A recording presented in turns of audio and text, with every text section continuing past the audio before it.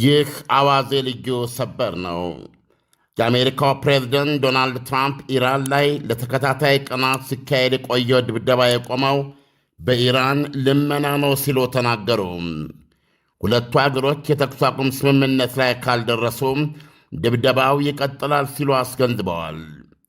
የኢራን ውጭ ጉዳይ ሚኒስቴር በአሁኑ ሰዓት ከአሜሪካ ጋር በመካሄድ ላይ የሚገኝ ድርድር የለም ብለዋል።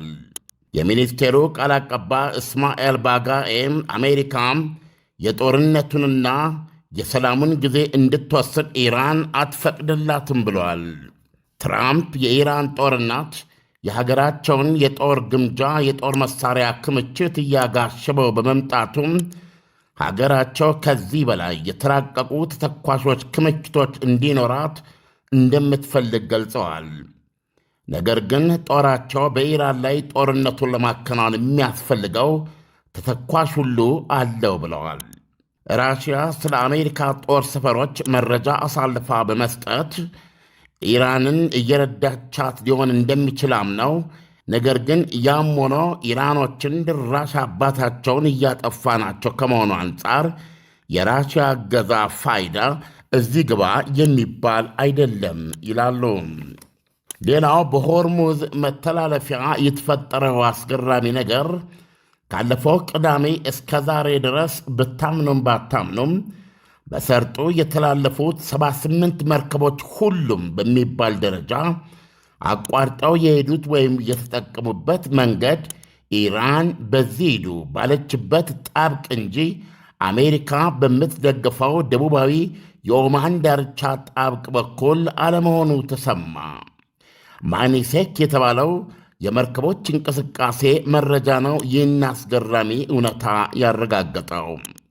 ይህ ማለት ኢራን ከአቋሟ ፍንክች አለማለቷንና እሷ ካለችው መንገድ ውጭ የሚሄዱትን በፍንዳታ እንደምታሰናክል ያወጣችውን አዋጅ መቼም አለመቀልበሷን የሚያሳይ ነው። ይህንንም ተከትሎ ቃሏ ወይም አዋጇ ተፈጻሚነት እያገኘ መሆኑን ያሳያል።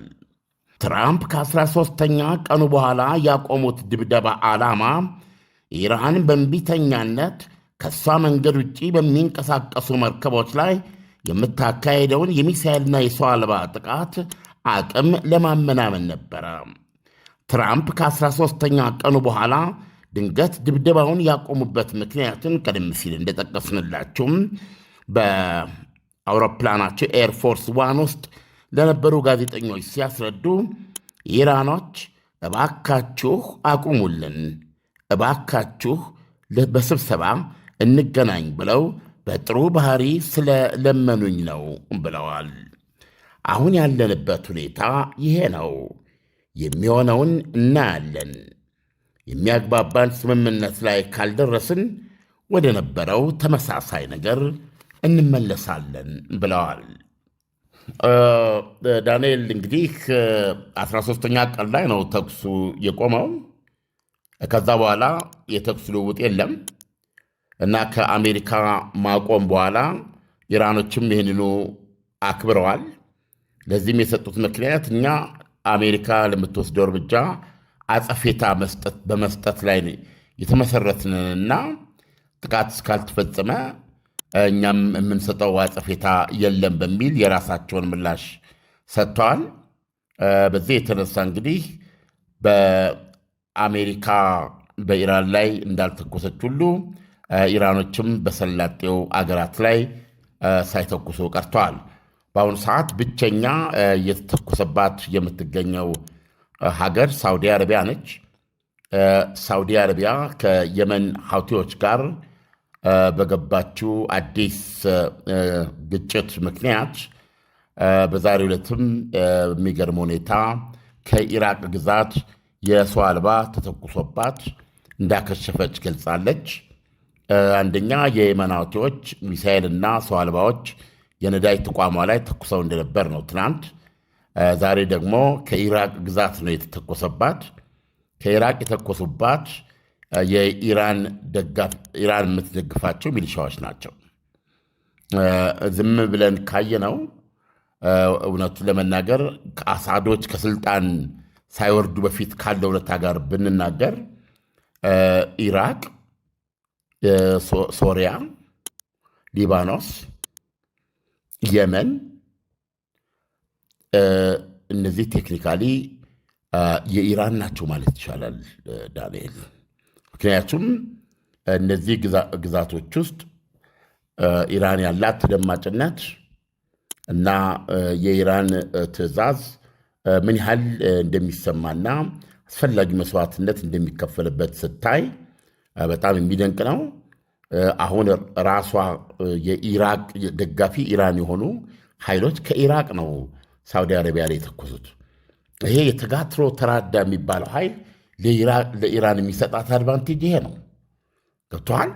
በሐውቲዎች ላይ ሐውቲዎች የዋናውን አየር ማረፊያ ላይ ይሄ ዓለም የሚያውቀው የሚባለውና በነ ሳውዲ አረቢያ የሚደገፈው የየመን መንግስት አውሮፕላኖችን ሐውቲዎች እንዳያርፉ ስለከለከሉ በዚህ የተነሳ በሳውዲ የሚደገፈው አለማወቅ መንግስት አየር ማረፊያው ላይ ከፍተኛ ጥቃት ፈጸመ ማለት ነው። በዛ ምክንያት በተለይ የኢራን አውሮፕላኖች እዛ እንዳያርፉ አደረጋቸው ማለት ነው። አሁን ይህንን ደግሞ ሐውቲዎች ምንድን ያሉት ሆዴዳ የሚባል እነሱ የሚቆጣጠሩት የወደብ ከተማ አለ። እዛ ወዳለ አየር ማረፊያ ነው የመሩት። ስለዚህ አሁን ይሄ ዋናውን የሰንዓን አየር ማረፊያ ጥቃት ያደረገችበት ራሷ ሳውዲ አረቢያ ነች። በዓለም አቀፍ እውቅና ያለው በሚባለው እና ሰንዓን በማይቆጣጠረው መንግስት ስም ራሷ ነች ያደረገችው በሚል አጸፌታ ለመስጠት ዛቱ። በዛም መሰረት በዚህ በባቤል ሜንዴብ በኩል የቀይ ባህር ምርትሽን አታወጭም፣ እዛ ላይ ካገኘ መርከቡን እንመተዋለን ብለው ብሎኬድ አደረጉ። በዛ መሰረት 2 የሳውዲ አረቢያን መርከቦች መቱ ማለት ነው። ስለዚህ ይህንን የሐውቲዎችን ውሳኔ ደግሞ በወቅቱ ኢራን እንደምትደግፈው ገልጻለች። አሁን የምናየው ምንድን ነው? ሳውዲ አረቢያን የምትመታት ኢራን ናት ቴክኒካሊ። ነገር ግን እየመታቻት አልመታውም ለማለት ያስችላታል። እኔ የለሁበትም። ሐውቲዎች ራሳቸውን ችለው የሚንቀሳቀሱት ማለት ትችላለች። አሁን እዚህ ከየመን ሐውቲዎች ጋር ደግሞ ሲፋለሙ ከኢራቅ ተተኮሰባት ማለት ሳውዲ አረቢያ። ከኢራቅ የተኮሰባት ማን ነው? የኢራቅ መንግስት አይደለም። ኢራን ውስጥ የሚኖሩ ደጋፊ ኢራን የሆኑ ሺዓ ኃይሎች ናቸው። ስለዚህ አሁንም ኢራን አልተኮሰችም፣ አልተኮስኩም ትላለች።